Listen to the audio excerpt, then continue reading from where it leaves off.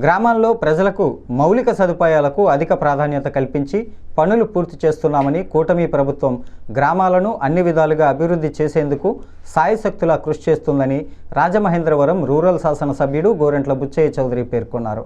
తొర్రేడు గ్రామంలో నూతనంగా నిర్మించిన తెలుగుదేశం పార్టీ కార్యాలయాన్ని ప్రారంభించారు. అలాగే గ్రామంలో 81 లక్షల రూపాయలతో నిర్మించిన సీసీ రోడ్లు, డ్రైన్లు, వెంకటనగరం గ్రామంలో 29 లక్షల రూపాయలతో నిర్మించిన సీసీ రోడ్లు, ధవళేశ్వరం గ్రామంలో 77 లక్షల రూపాయలతో నిర్మించిన సీసీ రోడ్లను ప్రారంభించారు.